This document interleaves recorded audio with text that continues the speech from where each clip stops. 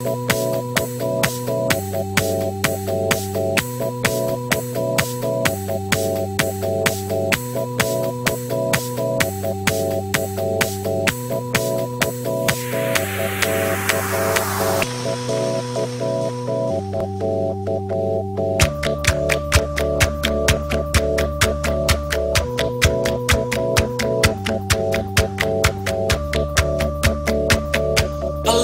was lost, and now we found it.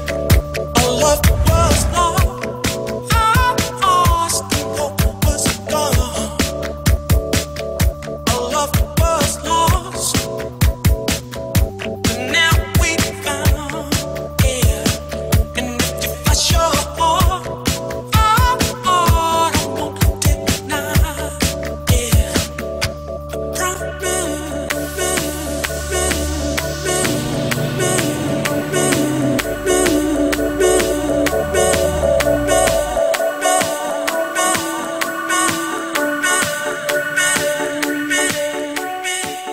Mon état d'esprit, je suis un peu stressée à vous dire pour essayer le flyboard, mais je pense que ça va être c'est un concept assez sympa et assez fun qui pourrait être accessible à plusieurs personnes telles que des filles.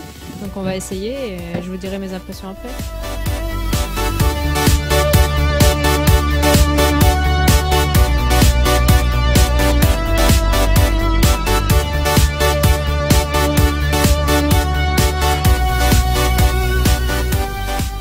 Le flyboard, comme je vous ai dit, c'est vraiment un concept super génial. Je viens d'essayer, je me suis régalée, j'ai fait un quart d'heure dans l'eau très fraîche et pourtant je me suis très bien amusée. Un peu complexe au départ pour se lever, mais dès qu'on a le coup en main, c'est parti. Et c'est super génial, franchement j'adore.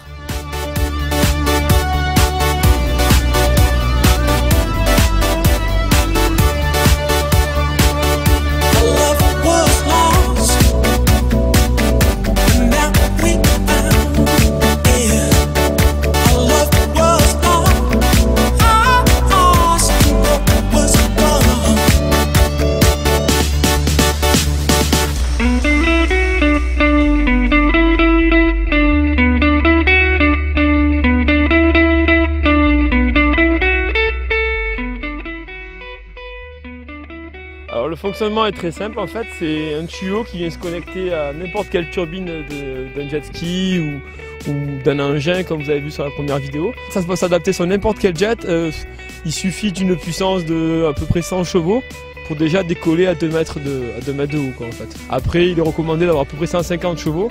Avec 150 chevaux là vous pouvez atteindre la hauteur maximale du tuyau, c'est-à-dire à peu près 5-6 mètres. Le principe est simple, c'est un tuyau donc on connecte, il y a un système de rotation qui permet en fait de maintenir le tuyau en pendulaire. Il y a un système de rotation ici au niveau du tuyau qui permet que le tuyau ne s'en mêle pas et aussi de pouvoir faire des virages assez facilement. Ensuite vous avez donc là vous pouvez voir les buses principales qui permettent de donner la poussée pour décoller. Et ici vous avez les buses en fait de stabilisation qui viennent se fixer aux mains. Alors en fait, on a 3 versions au niveau du flyboard. On a la première version qui va être en fait dédiée à tout ce qui est location, initiation et pour les personnes qui sont vraiment en apprentissage, où la personne en fait est sur le jet, s'occupe de démarrer et de gérer l'accélérateur. Donc ça c'est vraiment la version la plus simple pour apprendre. Au moins l'utilisateur de la flyboard n'a pas besoin de gérer la puissance délivrée, il ne gère uniquement la hauteur qu'avec l'inclinaison des pieds. Ensuite on a la deuxième version de la flyboard qui là permet en fait de démarrer, d'avoir un coupe-circuit, d'arrêter le jet depuis la flyboard, mais aussi d'accélérer grâce à en fait un potentiomètre qui passe le long du tuyau. Donc en fait l'utilisateur de la flyboard peut être seul et sans personne sur le jet en fait.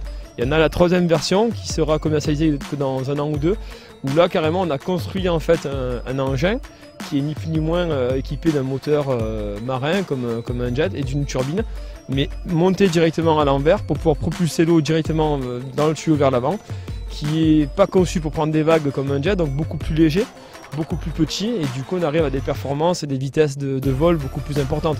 Avec un jet en 250 chevaux, vous allez atteindre à peu près 25 km/h, là on arrive avec notre engin à atteindre à peu près 40 km/h.